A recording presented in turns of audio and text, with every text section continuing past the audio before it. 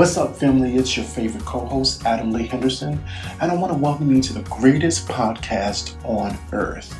This show is about a strong man, me, and I'm adamantly black in my thoughts about church, marriage, work, and life in general. Thank you so much for your support, and if you don't mind, share this podcast with a friend. I love you for listening. I'll be back.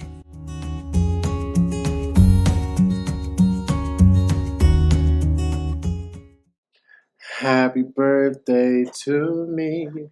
Happy birthday to me. Happy birthday, it's my birthday. Happy birthday to me.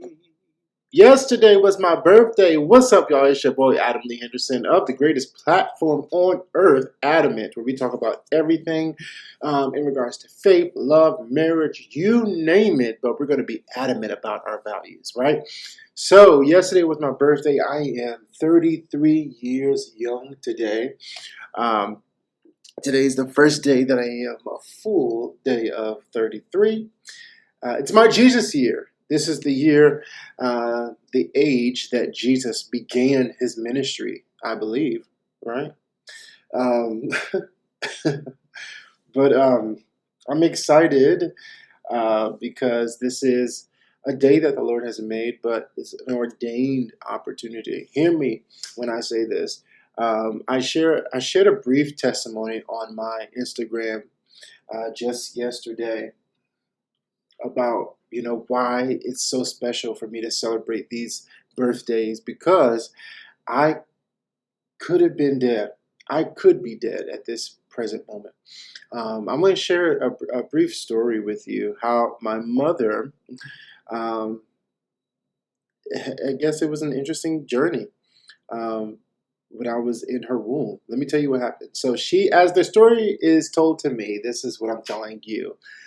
One day, it was July 18th, 1989, my mother wakes up and she is scheduled to go to a follow-up doctor's appointment. With I guess those monthly checkups, weekly checkups, I don't know. What do y'all do when y'all are 9 months pregnant? Somebody tell me. Well, I'll find out eventually. Hopefully one day when my wife has her own child. But my mother wakes up and she goes, she's moving around, doing whatever she needs to do, and she wants to go shopping. And so she was like moments away from going to the doctor's appointment, but then she was just like, you know what? I don't want to go to the doctor. Everything's fine. I don't need to go to the doctor. Everything's good. I'm going to go shopping. And so she felt this burden in her heart, as she tells me, to go to the doctor. She felt like it was like an important need to go. She was just kind of wrestling with it because she was like, no, I don't need to. I need to go get stuff done. And, this baby's coming. I got to get, everything I need to do. I need to go shopping. You know what I mean? And so she's going back and forth. She's going back and forth. Finally, she just says, you know what? Whatever.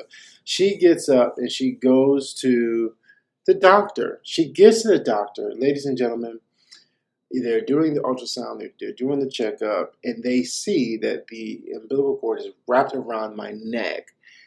And I am literally dead in her womb. I don't know how long this was. I can't even fathom what she was thinking, how they were feeling at that time, but I'm sure she was nervous. I wish I could ask her, but my mom passed away years ago, and so I wanted there's so many follow-up questions that I want to ask, and maybe I could ask my dad, what was the experience like, getting the call while he was at work.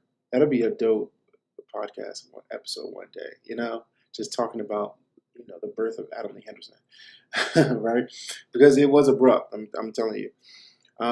And so she's in the doctor. The doctor screams get this lady to the emergency room now. They rushed her to the emergency room, to the delivery room, I don't know what have you, an operating room, so she can have an emergency C-section to get me out, save my life, and I guess do whatever it is that you do in those moments. And so I often think about that. Sometimes I forget, but I often think about that story and how I'm grateful to be alive, number one.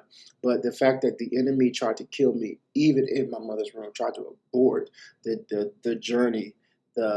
He knew that I had a plan and a purpose, and that I was going to do great things in this life. And so I often think about that all of the time, to reflect on the goodness of God, knowing that no matter what I go through, I'm still called by Him. I still made for a purpose. I'm still created. The enemy trying to kill what God had ordained.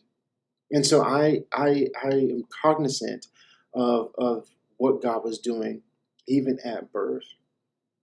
And so I glorify God every year that I have a birthday. It's a reminder of who God is in my life. He is stronger than anything. Glory to God.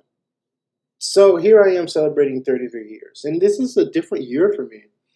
I'll tell you why. Last year, this time, I celebrated 32 years in Lynchburg for the first time. And it was my first birthday away from my friends. And, I spent many birthdays away from my family since I was, 18. Because when I turned 18, I went to college. And I kind of just lived my life, from there. Man, I'm telling you.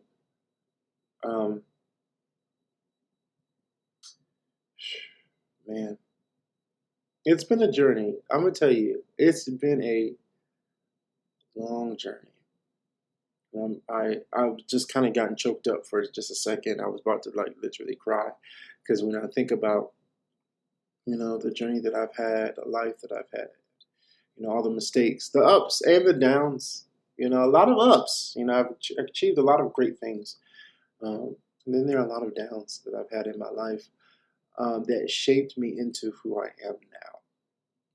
So, and my wife decided to throw me a surprise birthday party, which I'm grateful for, because this year I thought I wasn't gonna, do anything. Like I was chilling, and I was fine with just chilling. Now, I wanted, some recognition. Now, I wanted somebody to just to see me and celebrate me. But for a moment, I was kind of like, ooh, what the world am I gonna do this year? And my wife threw me a surprise birthday party at my friend's house, and so I was extremely grateful for that.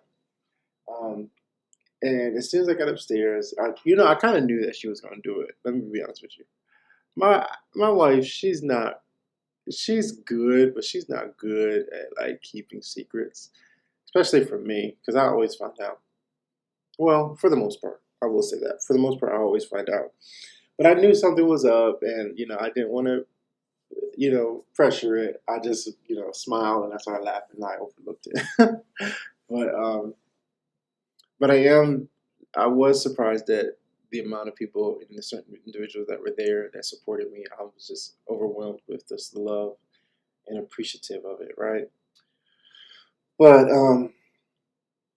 at the party, when I enjoyed this show called 13 Reasons Why on Netflix, and um, my wife had a big poster on the wall that said 33 Reasons Why. Um, and like all of my friends wrote 33 different reasons why, they love and support me and appreciate me. And just reading those things, those statements, those quotes, it just made me smile. The majority of the phrases said that I'm kind, I'm friendly, I'm genuine. Um, I appreciate that because when you go to an interview and they'll ask you what are three words that friends would describe you if we asked them. You know what I mean? You ever had those questions? And you're like, oh, my friends would say that I'm friendly. My friends would say that I'm funny. Stuff like that. But when I looked at the poster, I literally saw things that I believed that I was. And my friends confirmed that in me. I'm just like, wow, they see me as kind, friendly, genuine, supportive, encouraging. I try to do all of those things. I really do. And I try to practice that. So I'm just grateful to have such amazing people in my life. I'm telling you, the friends I have at this season in my life, the church that I go to, They are so amazing. It's like it's needed for this place that I'm in. And I'm just so grateful to go be a part of a ministry that's like that, for real. I don't take that lightly. I don't take any of these things lightly, but just wanted to mention that. But yeah, so 33 years, I made a post on my Facebook, and usually I like to reflect on the year, and I like to start, to prophesy to myself, and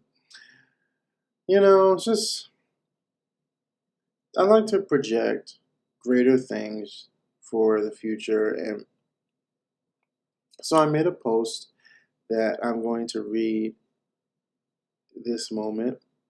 And I made three simple rules or three simple goals for this year. All right. Number one, goal that I want is to make it to 34. That's my goal. That's my number one goal. I want to be able to live in a world of health and wellness, mentally, spiritually, and make it to 34. Because it's no secret that I struggle with depression and anxiety, and even had at one point suicidal thoughts. But I'm not gonna expound too much on that because I'm still processing, that with my counselor. But I want to make it to 34, and I want to be healthy. I want to be mentally healthy. I want to be physically healthy. I want to be spiritually healthy. That's a thing. A lot of people overlook the spirit, and I'm not. And this year, I want to focus on all of those things and especially be spiritually healthy. But most importantly, with an accompaniment of being physically healthy as well, and emotionally healthy. Man, my emotions have been a little great these last few months, only because of what's been going on. But I'm really going to work on myself. Goal number two is I want to buy a house. Let me tell y'all, I'm celebrating 10 years of marriage this year, and for the first 10 years of my life, my wife and I we did struggle in some cases, but we rented all this time. And it's time we come up off of that. Come up off of that. I'm gonna come out of that corner of living, for someone else, but living for poverty, living and renting. All right. I'm not in New York. I'm not in LA. I'm not in Atlanta. I'm not in those places. And given that you can purchase homes there too. But I'm just saying, I'm not in a place where I need to rent. I can buy a home. I don't have to rent anymore, especially after 10 years. No, it's time. It's time I grow up. It's time I grew up. Can't talk tonight. It's time I grew up. And I want to work on that and get my first home. Most importantly, I just want to be a blessing to my wife. Like, I want to take care of her. I want to bless her with her first home. She deserves it. She needs it. And we desire it together. We want to eventually start a family. Well, we're trying to start a family. That's, been, years. I think I've shared my story on my couples podcast. We have Happily Hendersons. We've shared our infertility story. So, we're believing God that that's going to happen very, very soon. And so I want to have a house to bring my first child into, you know what I mean? That I own. Yeah. Goal number 3, the final goal is simple: to be more like Jesus. That's all I want. I desire to have a strong relationship with God. I just want to be one with Him. That's my desire. That's my goal. I feel the Spirit even now as I say it. I just love God, and I want to completely worship Him, totally, with surrender.